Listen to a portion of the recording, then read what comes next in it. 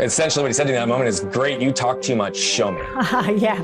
Stop just talking. Walk the walk, like do it. Ownership is literally creating repair as well, right? Because when you create damage, you have to own it, but you have to go then create the repair. Because without repair, the energy still exists, the disconnection still exists. There's no ability to diffuse, neutralize, and move through something. Yeah. So good. Welcome, everybody, to the ReLaunch podcast. And there are those moments in time when I bring to you someone that will literally impact your life, change the way you think about life experiences. And I am so beyond excited to share this individual's story. They call this there's this sleeping giant in every human. And Brian's purpose in life, who you're going to be meeting, is to awaken those giants within and turn them into legends by helping them grab what they believe is just out of their grasp. Brian is a heart surgeon without a blade. He does not start outside with what you need to do. He starts inside with who you are. In a world that is disconnected, Brian is revolutionizing how individuals, leaders, and entrepreneurs deeply connect with their authentic selves to achieve the best version of themselves. At just 7 years old, Brian faced, and we're going to go into this with the relaunch, so I am not going to give you the details, but based on his struggles, what he had to go through, the fact that he is here now willing to share his story is literally going to keep you at the edge of your seat. And his belief that everyone's story is as important as his own is what makes him one of the most accessible, relatable, that's what I really love, and authentic individuals that you will ever meet. And it is my absolute pleasure to introduce you to a gentleman, Brian Bogert. And Brian, thank you for being here and going down this relaunch journey with me. Well, it's my pleasure to be here with you, Hilary. Like I was mentioning to you pre-show, I've had multiple relaunches. I've got a phoenix bird tattooed on my right arm because I've burned myself to ashes and risen from those multiple times. And it's always in those moments that I see my greatest growth, my greatest transformation, and typically a ripple effect of impact that follows. And so I'm excited to be here with you today. Well, it's fantastic. And I know before we were talking, and I'm so interested in people and how it's the comeback. It's the ability to go down and relaunch. I always think, you get knocked down, but you get up again. And it's like, I love finding out how people do that to inspire others. So I know that I cut it out of your bio because I do really want people to hear it directly from you versus me, transcribing. Yeah. And so tell us about what did happen when you were 7. Mm-hmm. Yeah. August 10th, 1992. It was 6:10 p.m. It was a 115-degree day in Phoenix, Arizona. My mom, my brother, and I had gone to our local Walmart to just get a 1-inch paintbrush to complete a home improvement project. And as we were headed back to the car, it was no surprise to my mom or my brother that I was the first one there. What you'll already notice is I talk fast, I walk fast, I move fast. I love it. I love everything about it. Yeah. What I say often in the beginning of a podcast is look, I also come with the desire to add as much value and impact as possible. So I tell people hey, if you have a hard time tracking, slow me down to half speed so you can absorb it and re-listen. That's my style because I want to come in and impact. But why was I the first one in the car? I wanted to get home and put that paintbrush to use.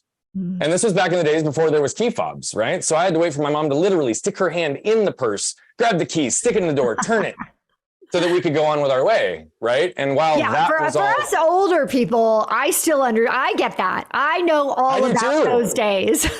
Yeah, I did too. My first car was a physical key. It's, but it was one of those things. But it's the reason it's so important to think about that is today we don't even think about. Our car is unlocked. And in today's world, I might have been sitting in the back seat by the time everything else took place, which happened in those few moments. There was a truck that pulled up in front of the store and parked.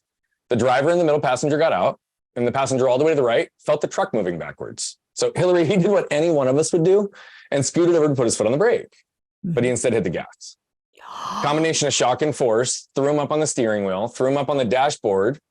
He was unable to get off. And by the time he got to us, he was going 42 miles an hour across the parking lot with us having zero time to react. So we were in an end spot. He goes up and over the median, hits the tree, goes over the tree, hits our car, knocks me to the ground, and runs over me diagonally, tearing my spleen, leaving a tire track scar on my stomach, and continuing on to sever my left arm completely from my body. Oh my God. The next thing my mom hears is my brother's voice that says, "Mom, Brian's arm is over there." And as she gazes up the parking lot at 10 feet across, she sees a trail of muscle that's cooking like hamburger on the asphalt, right?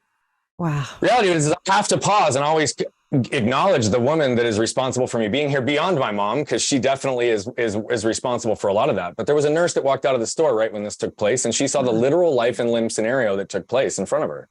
And she rushed immediately into action.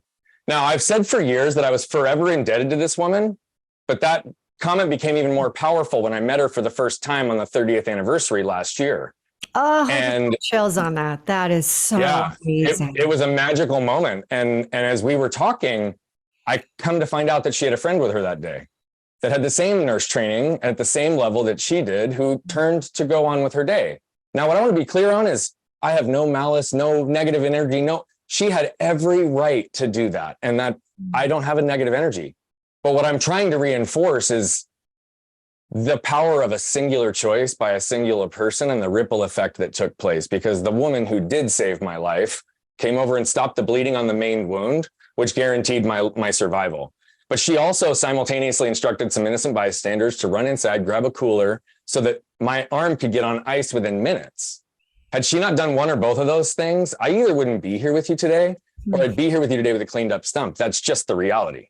And so what I do know, and what I have to always say after I tell this story, because I've been telling it for so long, Right. The more I've told it, the more I hear so many other incredible stories. And the reality of it is it's not just my story, right? It's your story. It's your ability to pause long enough to become aware of the lessons you can extract from your stories so you can become intentional in how you apply them in your life moving forward, right? And we all have the ability to do that. But we also all have the ability to tap into the collective wisdom of other people's stories to shorten our own curve to learning. Now, I've literally paid a lot of dues in my life. I've called myself a practitioner of pain, and I can experience that financially, mentally, physically, spiritually, and emotionally, right? But what that also means is that I've understood how to move through that pain and how to create freedom in my life in a variety of ways. And now today, that's what we try to do, is to unlock and free other people to live the lives that they want. Not to be like me or my story. And so it's really fascinating. I am sitting here and I just got chills up and down my entire body. I had forgotten about a situation that happened until you shared your story. And that situation was when my twins were learning how to drive. They would drive to school. And that situation where one of the kids thought they had put the car in park. They didn't. And I didn't have the chance. There were kids right in front of us, about probably 20 feet in front, because it's carpool. And I knew I couldn't race around to get to the other side and get in. So I jumped over the little mid part of the car. And I literally tapped the gas before I was consciously aware. Thank God, and immediately put my foot on but I was literally going towards this little boy who was taking his backpack out of the back of his car. I mean, oh my God, this just flooded back into, I honestly feel like sick to my stomach right now with that story. And I remember nothing happened, everything was just fine. And I never really thought of it again. Never, because nothing ever happened and it was fine and, all that. But until you just said that. So this happened at 7. And your mom and your brother were fine. Is that correct? They Physically, yes. They saw things that I will never see, but yes. Right. Physically, but emotionally. I was the only one injured. Yeah. So the trauma, though, they have is a very different type of trauma. Yep. So from there, you started to go through a series because I just, if you're watching this as a video, you can see his arm. Brian's got, definitely scars. But my God, you got the arm. You got the arm. That arm Got is the arm. It's right next to me. It's my own. And so what happened? Like, what was the course that took you? Because I know you had yet another experience when you were older with the same arm. So let's talk about what happened and kind of walk through that.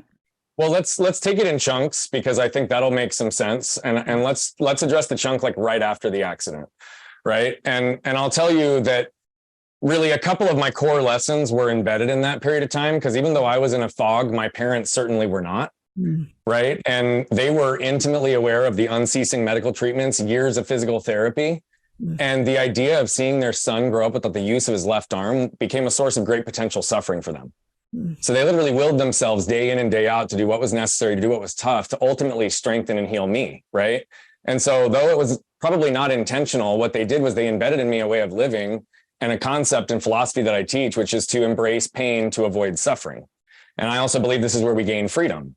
Now, we won't go deep on that for the moment, but what I'll tell you is in that period of my life, even though that's when that lesson was formed, that wasn't exactly how I was living in every aspect, right? I came out of the hospital at 7 years old, and I immediately remember a variety of things. First, I recall sitting in the hospital originally and thinking to myself at age 7, like, what is my life going to look like? Why me? Feeling sorry for myself as early and as young as I was. Yeah, you were second grade, right? That's a second grade. Second grade. Yeah, exactly. I was actually pre-second grade. I was the summer right before my second grade year. So the first half of my second grade, I had a homeschool teacher because I couldn't go to school. And so it was a total adjustment. We had just gotten back from actually living abroad because we had been in England for my first grade year. And so that's a whole nother story. But the reality of it is when I came back and we're sitting here, I remember feeling sorry for myself. And then families in the ICU started coming up to us and were saying, we're so sorry. We're so sorry for what happened to you. And come to find out their kid's laying in the hospital bed next to me with a terminal illness and doesn't know if they're going to live another 30 days. Right. That was another primary lesson that I got in that period of time is I learned not to get stuck by what had happened to me, but instead I learned to get moved by what I could do with it. And I believe that move people. And so on our mission to impact over 1 billion lives as quickly as possible, I'm trying to move as many as possible because they'll move more, right? That's how we can get a ripple effect through the world. But I also remember then coming out of the hospital thinking like, okay, cool. Like I'm the normal one. I'm not going to die in 30 days. And then I've got a teddy bear in between my arm because my arm has to be at 90 degrees.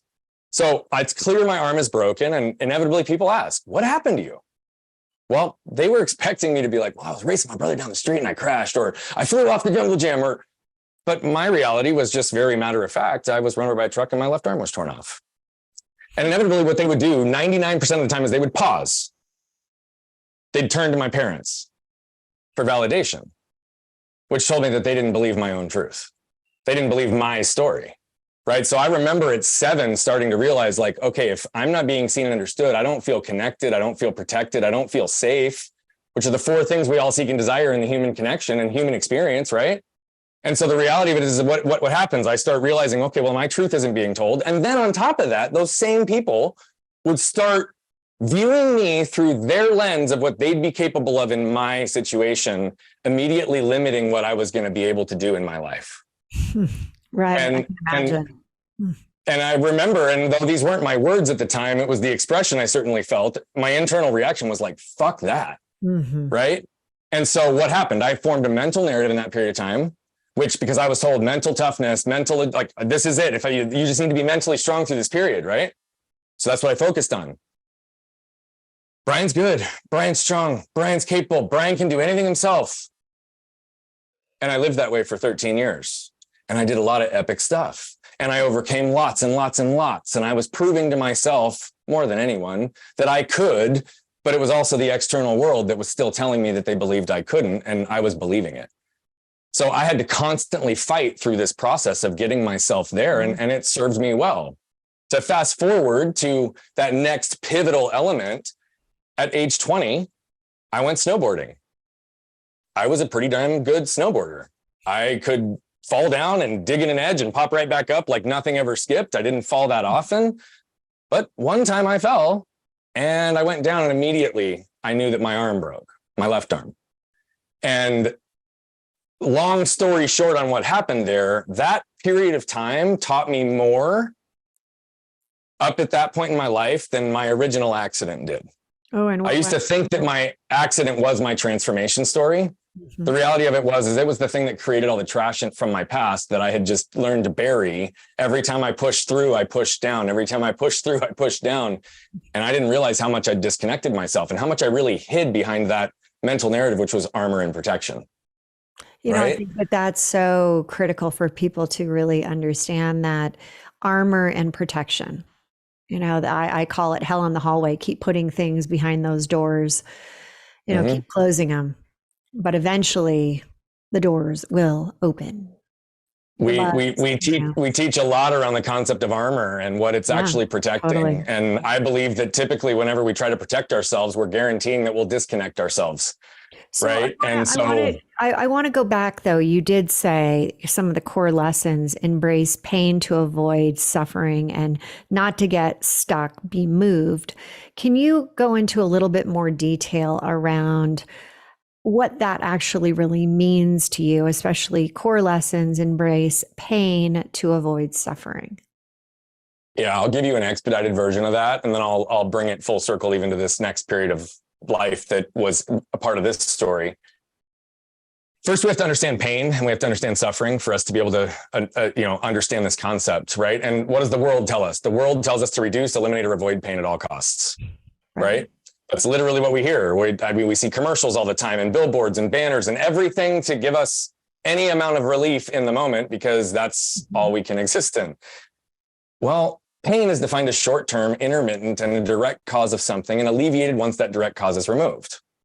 So then we as humans put adjectives in front of it, which screw up the definition like acute and chronic. Now, acute maintains it, but chronic inherently changes the definition because it implies that it persists after that direct cause is removed. So it's not really pain. It's actually suffering. We don't want to admit that suffering exists, particularly when it's a direct result of our choices. But the unavoidable precursor to change is acceptance. So until you accept the current state of things, you cannot alter them. And so for us, we have to understand what is this dynamic and how do these play off of each other? Okay. So I'll give a few examples. We can embrace the pain of hitting the gym for 30 minutes a day to avoid the suffering of aches and pains from a sedentary lifestyle. We can embrace the pain of a difficult conversation with a loved one or spouse to avoid the suffering of either being stuck in a loveless marriage or wanting to get out of a marriage and feeling like you absolutely cannot. Right? You can embrace the pain of the fit your kids are sure to throw by having them shut off the TV or put down the mobile devices at dinner time to avoid the suffering of years of lost meaningful connection and conversation that you'll never get back. As a business owner, you can embrace the pain of firing your top salesperson who's contributing the most to top line growth to avoid the suffering of stagnation and losing all your other top talent because they were the greatest cancer in your culture. Right? The reality of it is that there is a thought process and a philosophy, and we teach a framework around this, but that's the concept. And I believe that this is something that we can apply in every area of our lives, which is literally like identifying and acknowledging the suffering we wish to avoid, identifying the pains we tend to avoid and learning to embrace them, and then establishing it a habit, right? Now, here's the trick. The pains we tend to avoid, most people think the things that are keeping them stuck, keeping you stuck, are because you have the wrong strategy and tactics in your world. If I get the best sales system, if I make this amount of money, if I get to this outcome, if I do, all my problems are going to go away. Right. It's always that how.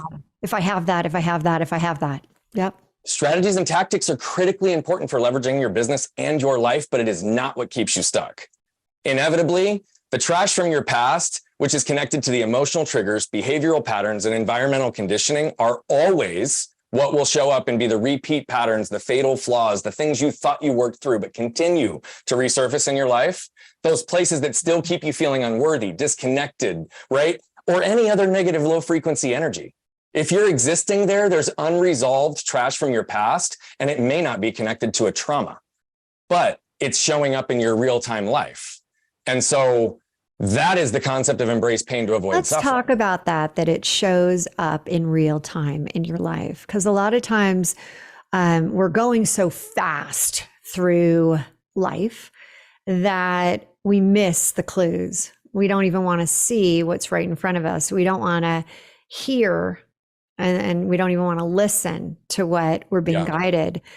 How do you help people? Because I know you have, through all of the relaunches that you've been through, you've come up with some really incredible strategies to help people with that. What if people are listening right now? It's like, okay, hey, how do I even start? How do I even start to go down this path of being able to do this? Yeah. There's the primary core concept that we really are teaching people on how to deal with these pieces right now, which are to get yourself out of the fight or flight state, the reactionary state, to put yourself into a calm, diffused, neutral state that you can respond, right? Like that's the goal for so many. And yet we continually find ourselves repeating these patterns. So what is a trigger moment? What is the trash from our past? I'll give a few examples. It's that moment when your spouse looks at you and implies, or you receive, that you've loaded the dishwasher incorrectly, but it has nothing to do with the dishwasher and nothing to do with your spouse and everything to do with how your grandpa looked at you when you were 4, right? It's that moment where I was sitting in a boardroom with a multi-billion-dollar client, knowing that the prior 6 months, I was the one that opened the door. I was the one that built the relationships. I was the one that coordinated the teams. And I don't say that from an ownership perspective, because when I brought the team in, they'd lean over and tap me on the shoulder and say, shh, Brian, you can't talk so fast. You can't talk so loud. And even though I was the one responsible for everyone being in that room, what would I do? I'd still shrink down. I'd bite my tongue. I'd feel less worthy. It's those moments when my wife used to ask me something as simple as, hey, honey, what do you want to do with the kids this weekend? And my shame filter would cause me to hear it this way, which was, hey, honey, you've not done enough to be a good husband and father here recently. So what are you going to do to make up for it this weekend? Not what my wife said, but that's what I heard and reacted to. Sure. Now, all of a sudden, what have I done? I've gotten defensive. I've elevated, and I rattle off the 10 things I've done to show her I'm a good husband and father. That wasn't even what she asked, right? The trash from our past are those things that cause us to tie historical moments and cellular memory to present state. 99% of the time, by the way, what you're reacting to has nothing to do with what's right in front of you and everything to do with the trash from your past. Let's say that. Hold on. Let's say that again, because that is so important. That 99% of the time, what you're reacting to has nothing to do with what's right in front of you and everything to do with the trash from your past. Right. So with that said, as you go through starting to work with someone and you hear it, you're like, all right, they're saying this, but I know what they're really meaning is this, because you have the experience now, you have that coaching, sense. But how do you get people to start to look at it on a different level? On a different level that, you know what, I know that's what's triggering me, but that's not the real problem. Yeah. Well, there's a whole framework that we guide people through with our pillars that I don't know that we have time to cover completely on the show. So I'm going to hit the tops of the waves. Perfect. I love just the very first point that people have to get to is two things. One, you have to admit that there's actually trash from your past and that it is somehow creating or dumping garbage in areas of your world. Okay. And here's the reality. Most people are like, well, I don't have trash. How do I know if I have trash? Just listen to this question. And if you feel anything that doesn't feel good or positive, you have trash. Who was the last person that made you feel like garbage? Everyone has trash, myself included. Here's the catch. The trash from your past is not your fault, but it does become your responsibility once you become aware of it or you start burying others in yours.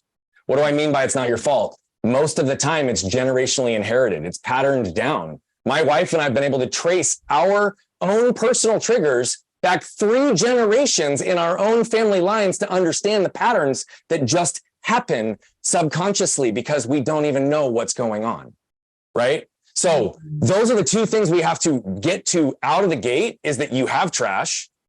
And oh, by the way, it's not your fault. So let's stop the blame and shame game, because that just eliminates all forward progress. And the problem with most awareness is that most people just become more aware of all the ways that you should be judging yourself instead of actually understanding what to do about it.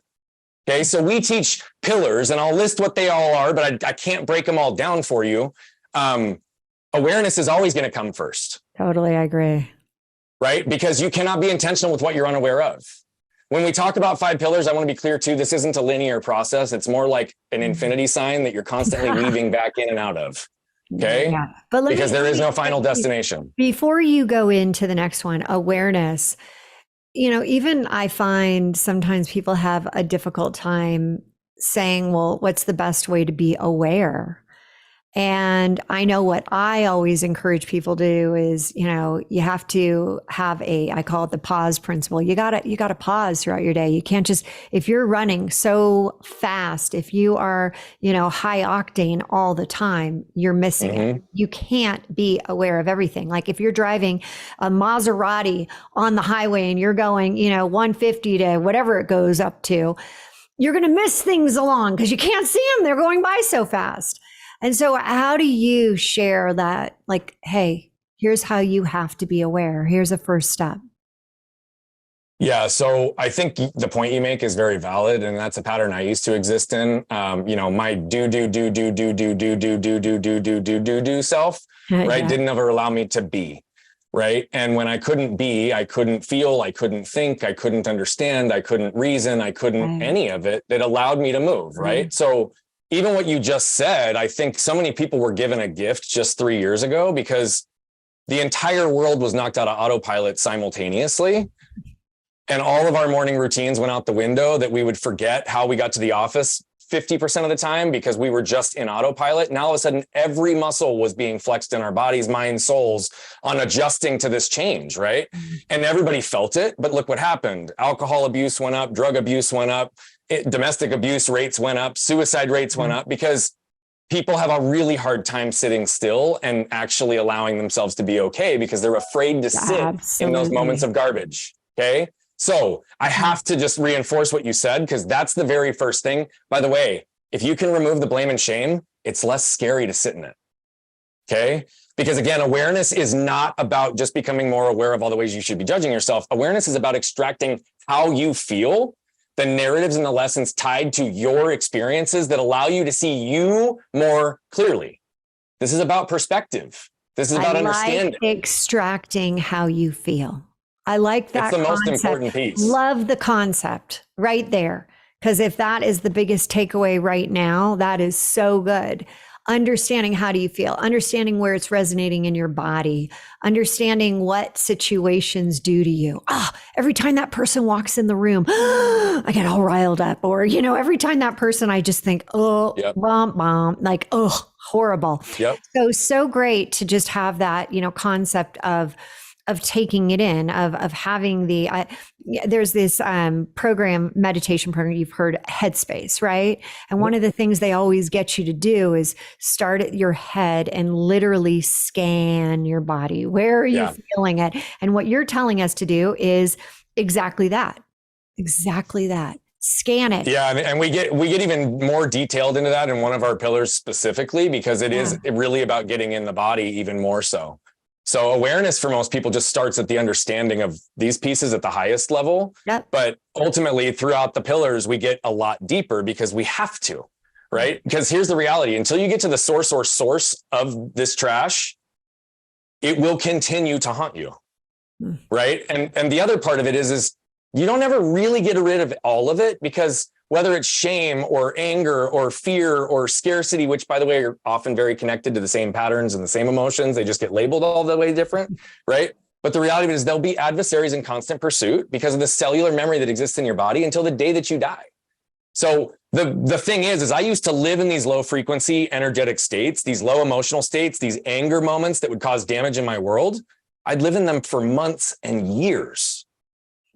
Right. And then I started to raise my awareness and doing the work. And then I'd live in it for months and sometimes weeks. But the reality of it is what I'm trying to teach everyone is it doesn't have to last longer than minutes and moments. We genuinely have the ability to put ourselves in the present. And if we can separate ourselves from the moment of reaction and understand what it's actually about, we often don't even have to react. But it takes a lot of work to get there. So the next step I will tell you is ownership. Awareness is there, but ownership is the next piece, because this is actively accepting your part or your responsibility for your issues in life, business, relationships, and health. Again, blame and shame are off the table because this is about perspective, right? Ownership was that time in April of 2021 when my wife sat down with me only 9 months after I executed my buy sell in the $15 million business I'd built the 10 years prior, sitting here knowing that I left just to pour into people to become exactly who they are and live the lives that they want. And I got to sit there and listen to my wife say that things I'd done, ways that I'd shown up, patterns I'd created had contributed to a path of her losing who she was. It led to anger conversations that I didn't even know I was angry, right? Buried so deep it could barely be excavated. And the reality of it is when I shut off physical pain because it exceeded my ability to cope, I shut off emotional pain, spiritual pain, and mental pain for 20, 25 years, right? And I hid behind that narrative. And I genuinely believe that if we do not feel, we do not heal. But ownership meant, hey, guess what? I had to own the fact that those reaction moments created damage in my relationship that caused a lack of emotional safety for my wife. Those ways that I showed up with my kids in the first 5 years of their life created belief systems within them because of the energy that dad would bring into the environment that wasn't what they deserved or what they were worth. Absolutely. But I had to own that my anger and protection kept me more distant from my in-laws for the first 14 years of our relationship because I didn't trust something that I couldn't get through, right? Like, so what happened? I admit the anger to my wife, clear my calendar for the next 10 days, and I go and I have breakfast with her parents, talking about how their daughter deserves better, how I'm going to show up better, how they're going to do these things. And her dad reinforced one of the points I've been teaching my son since the day he was born. The world will never judge you based on your intent. The world will always judge you based on your actions. Essentially, what he said to me in that moment is, great, you talk too much, show me. Yeah.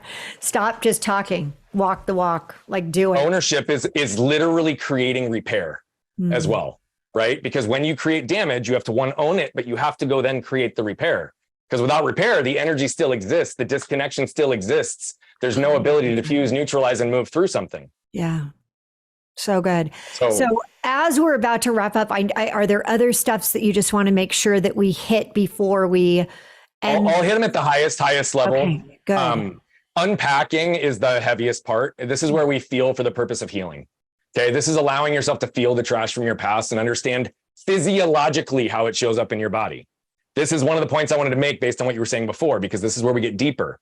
Often I'll say to someone after the question, who was the last person that made you feel like garbage? They know immediately. It's like, okay, well, what did that feel like in your body? Most people will label it with like either an emotion or a label that describes it, right? So it'll either be like, oh man, I felt anxious, or I felt stressed, or I felt heavy, or I felt a little bit of weight. Physiologically, what's going on in your body? What's going on with your heart rate? What's going on with your lungs? What's going on? Like, do you feel tension anywhere? Like, what is happening? You have to be able to identify those pieces, because that's where you start to heal and repair. Flipping the lid is the fifth pillar. What this is can be done in a moment, but it can also be done regularly and consistently at the end of the day. This is laying out your trash in the light, again, objectively, non-judgmentally, and reviewing each day what those moments of trigger have been, what the emotional and intellectual narratives were, so that you can start to unpack and find real truth, right? This is also in the moment now. If my wife asks me a question that I don't hear clearly and I react to it, I can also flip my lid real time and say, hey, babe, I just reacted to what you said, which tells me I probably didn't hear you correctly. Can you please restate it? And if I'm not able to calm down, maybe we can pause this and revisit it later so that there's nothing that escalates. Right? It's real time awareness, ownership, and unpacking in the moment so that I prevent damage before it ever is created. That's where we start to change patterns and reestablish trust. And then move is the piece that I think is really important, because it's how does it move through your body? How does it move through your world so you can move through it? Okay. Moving through your body is those physiological responses. I told you 2 different ways shame showed up in my body, right? Anger reaction in one way, shame reaction, I shrunk down in another way. Shame moves through my body 5 or 6 different ways. Anger moves through my body 5 or 6 different ways. But I need to know that, because then I can start to identify what are the things externally that trigger me. I have over 50 shame triggers that I'm aware of and over 60 anger triggers that I'm aware of. Why is that important? Because when my doorbell goes off and my 2 little chihuahuas start barking and my tension goes through the roof because I want to slam something through the window because it drives me crazy from a sensory perspective, I need to be able to calm my energy so that when either one of my 2 special needs kids jumps in my lap right after that, They get calm, neutral, safe, gentle dad, not reactionary energy, because that's what they're feeling. So I have to know these patterns so that I can catch myself and move through them and understand what I'm separating. I know I talked fast. I know we're wrapping up, but the pillars in only halfway through weren't going to give the justice and the path. You know what? I think, and also you could be my first guest that nobody will be listening double time. In fact, they'll probably be listening at 50% time. Which is so great. One question I do want to ask you, and I often ask it either during the show or after, is if you could go back and change what happened to you when you were 7 or what happened to you when you were 20, would you? I would never change anything that happened to me. Like I said, I get moved by what I can do with it. Mm-hmm. I would change actions and decisions that I made had I had more knowledge. But the reality of it is that those were the best I could do in that moment as well. And they ultimately led me to where I am, to have the knowledge, wisdom, and experiences I do. So, you know, I can beat myself up for those moments that I used to scare my kids when I would scream when they were little. But my 7-year-old daughter, almost 8, and my 9-year-old son don't even remember their dad that way anymore. And so the reality of it is I wish I could take that back and get that time back, but I can't. What I can do is focus on right now. And that's just how I live my life. One breath, one moment, one step at a time. Brian, what a great conversation. And how can people follow you, get into your world? What's the best place to send them? If you're on the web, go to brianbogert.com. If you're on social media, on all channels, including YouTube and LinkedIn, it's at Bogert Brian. We love to engage with those that engage with us. And we realize that 99.999% of those billion lives that we impact will never pay us $1. So we have lots and lots and lots of resources because we want to make sure that everyone, regardless of their ability to pay, can get the resources they need to move and grow in their life. Brian, such a strong message. Thank you again for being here, for sharing your story, for being vulnerable enough, and for creating what you have done with your programming. It is making so much incredible progress in our world today. So again, thank you for being here. And until next time, everyone, you got to live now, love now, and start the relaunch now. Don't wait. We'll see you next week. If you like this video and want to get more like it, head over here.